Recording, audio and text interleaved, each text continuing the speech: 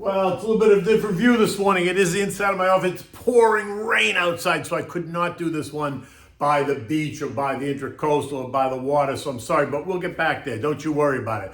Good morning. Today is Wednesday, December 14th, and it's Fed Day, and guess what? I'm Kenny Polcari, your host, and so what do we have going on today after yesterday's really kind of stunning moves? Actually, a little bit confusing. Right? Why what happened yesterday? But let's talk about it, right? So what is actually going on? Was the CPI report everything that everybody thought it was, or are there some hidden dangers that are buried deep within? And today is Fed Day. Will JJ stand tall, or is he going to cave on the back of what some say was a much better CPI report? Stocks rallying. They rallied hard in the morning. But it wasn't anything more than what I think is a bear market rally, right? And Feast of the Seven Fishes, today is recipe number 7. It's baked and broiled salmon. It's simple to make, but I'm going to give you a few more fish dishes in case you want to change it up. Anyway, it was all very dramatic yesterday, but in the end, it appears that it was nothing more than a bear market rally, right? Accompanied by the year-end Santa Claus rally. Ho, ho, ho. All right, I'm sorry. Anyway, look, I'm still a bit stunned at the early morning reaction yesterday, right? Did you see what happened? The anticipation was building all morning. As the clock ticked closer and closer to 8:30 a.m. when the government would report the latest consumer price index information. Would it be what we expected? That's a 40% chance. Would it be better than expected? 55% chance. Or would it be worse than expected? That was only a 5% chance because so much was dependent on this one data point. Speculation running rampant. The algos preparing for that better than expected result. We're getting ready to explode higher. You could just feel it. JP Morgan putting out an early morning piece that laid out the odds of 5 possible reactions. It was all very orchestrated, right? Analysts at JP Morgan put out a piece that predicted what they thought how the market was going to perform based on different reads, right? So if the CPI report came in with a 6 handle on the top line, that would cause the S&P to rally 8 to 10% in one day. If it came in between 7 and 7.2%, they thought the market would rise between 4 and 5%. 7.2 to 7.4%, they would see the S&P advance by 2 to 3%. If it came in at 7.5 to 7.7, stocks would actually fall 2.5%, while the report of better than 7.8, which was really not possible, would see the market fall by almost 5%. They made sure to have the media outlets report this call. They were all talking about it. They had everyone excited. I mean, Becky Quick was on CNBC. She was getting all giddy as she reported it at 6 o'clock in the morning. She could hardly control herself. It was beyond ridiculous. But as the sun moved across the sky, the pressure was building. Futures were higher, but not anything to write home about until 8:30 and the report happened. The government reported that November CPI only rose by 0.1% month over month, and it rose by 7.1% year over year.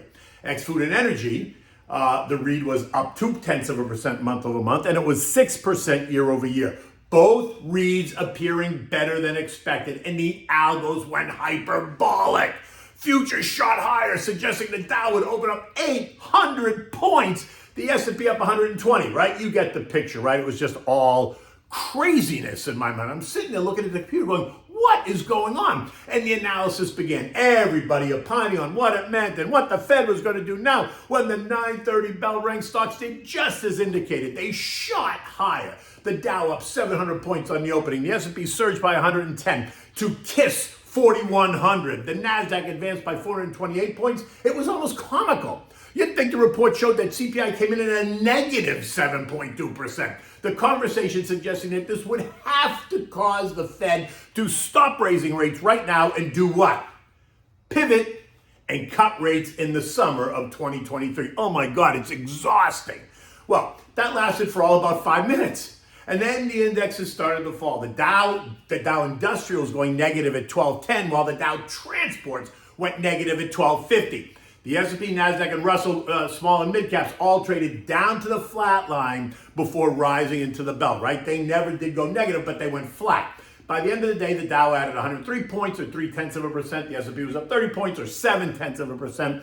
The NASDAQ rose 113 points or 1 full percent. The Russell gained 13.7%, while the transports only added 11 points or less than 0.1%. So much for all the drama that JP Morgan created, right? The 7.1% read only caused the S&P to rise by 0.7%.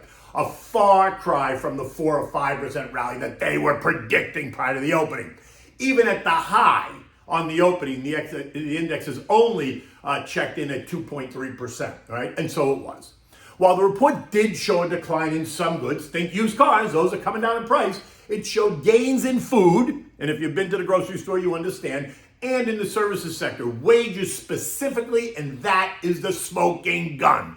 Wages surging in a tight labor market are not going to help the longer-term story, leaving the definition of this part of the inflation cycle as cost push versus demand pull, right? You could see cost push inflation is the result of rising wages and other costs, right? Then this causes producers to pass on those higher costs to consumers, pushing prices higher. While demand pull inflation is a result of demand exceeding supply of available goods, causing producers to take advantage of the demand and just raise prices. That was the first part of the inflationary cycle that began in April of 21 through probably August 21, right? It was demand pull. But now that the supply chain crisis has really kind of opened up a little bit, the rise in prices is now being driven by cost push because workers are demanding more money. And as long as that happens, we can expect the services component of CPI to continue to advance. And that, my friends, is the problem that the Fed has to fix. And how do they do that? Bingo, they bring the economy to a slowdown. Think recession, causing millions of people to lose their jobs. So expect to see the unemployment number rise to somewhere between 5 and 6%. Currently, it's at 3.7%. And remember, not once in any inflationary cycle going back to the 1950s has the Fed not raised rates beyond the rate of inflation. Not once. Fed funds at 4% are well below the inflation rate of 7.1%, which means what? It means we have a ways to go. So in my opinion, this ain't over just yet. And like they say at the opera, it ain't over till the fat lady sings, right? And I'm not hearing her sing yet. In any event, although they'd like to tell you she's singing, I don't hear it. In any event, what I think is interesting is that we saw bigger gains in sectors that have been really beaten up, right? The communication sector was up 1.7, tech was up 1.2, real estate was up 2.2, semis up 1.5%, artificial intelligence up 2.1%, biotech up 1.6%. All these sectors are down more than 25% year to date. So are investors and asset managers positioning themselves for the new year? Are they in there buying up these beaten up names ahead of what they expect will be a better year next year? Which is interesting because there are a range of estimates for next year from negative returns, thank you Goldman, to double-digit returns. This morning, I'm in the double-digit game, but 10%, that's where I am. This morning, U.S. futures are lower. Dow futures down 50, the S&P is down 7, NASDAQ down 35, the Russell's down 3.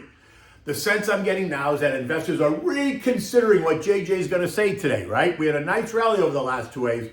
So, in my opinion, don't push it just yet. It's all going to happen at 2 p.m. with the FOMC announcement. Expect to hear rates go up by 50 basis points. That's a given. It's not even a question. But as I pointed out yesterday, it's going to be all about what JJ says at the press conference at 2:30. After yesterday's CPI print, expect the journalists in the room to try and push Jay Powell to be more dovish rather than hawkish. A dovish story is always going to produce higher prices because it'll create excitement. Because it suggests a softening of monetary policy, something that the paparazzi is demanding, but something that would be a mistake in my view. Like I said, and I have been saying it all along, JJ needs to stop the insanity. He needs to throw a wet blanket on anyone who expects the Fed to pause earlier than March or, God forbid, even pivot. He needs to stay the course and remind everyone that inflation is still running at better than 7%, well above the 2% target. And while we are seeing some parts of it decline, there are other parts that continue to rise, and that's the issue. So we must stay the course. I am still in the camp that the January-February meeting is going to see another 50 basis point hike, while the March meeting will see the slowdown to 25 basis points and then a pause, right? That puts us at 475, 5.25 on the terminal rate, right where they wanted to be by the end of the first quarter. Exactly what they have been telling us before they even think about pausing. So let's see what Jay says. Anything less than that, if they do 25 basis points in January or February, that's going to be met by buyers because people are going to think, oh, well, here we go, right? And that'll take the market higher, but it risks a return of spiking inflation that will be reminiscent of what?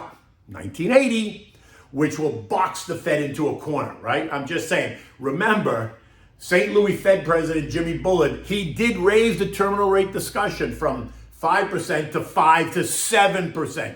Just so it's out there in the public square. I hope we don't go there. I'm not suggesting we are, but the Fed did make sure that it is a possibility. Hopefully the fact that they said it will help everyone calm down. If not, then not.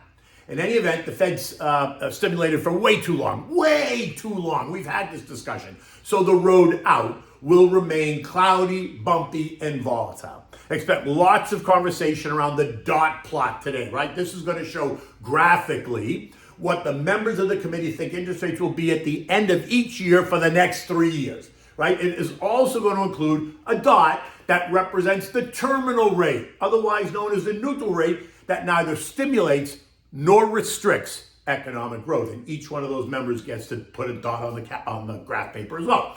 Treasuries, nothing new there to discuss. They remain inverted. It's now 7 months that they're inverted. So anyone who thinks we're not getting a recession, you better get your head examined. Oil, which rallied $5 or 7% off the lows of last week, is higher again today. It's up 70 cents at 76.10.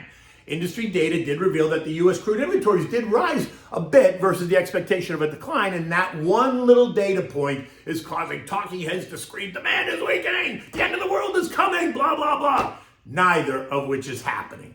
Oil remains in the $70 to $83 range, and in my opinion, has that upward bias towards 83 now as we move into winter. Or we are in winter, and Europe's in winter. Okay, gold, now trading above the long-term resistance at $18.19 an ounce. As long as it can hold that move, then we could see it test $1,900 in short order. Gold is now up 10% off the November low, at which was $16.90, as investors look for the safety trade for just some of their assets. We've also seen a weakening of the dollar, and that's helping commodities all around. This morning, European markets are trading. They were trading at the flat line, although they've now gone lower as they await the CPI analysis along with the Fed announcement today, right? And Thursday's ECB and the Bank of England's policy statements on tomorrow, Thursday. The S&P closed the day at 4,019 after trading as high as 4,100, right? The trend line is at 4040. And while we pierced it yesterday, let's see if it keeps a cap on any advance today. Again, it's going to depend on what JJ says. Will he stay strong, or will he cave? Does he have the backbone to do what needs to happen, or is he going to risk a repeat of history? Only time will tell. But in any case, it is what it is. So you make your plan, you stick to your goals, you take advantage of dollar cost averaging in your long-term tax advantage account. You talk to your advisor. Okay, great. So that was yesterday and what's going to happen today. And so we're all charged up. So now I'm going to give you a Feast of the Seven Fishes. This is recipe number 7. It's simple. It's a baked and broiled salmon, not difficult at all.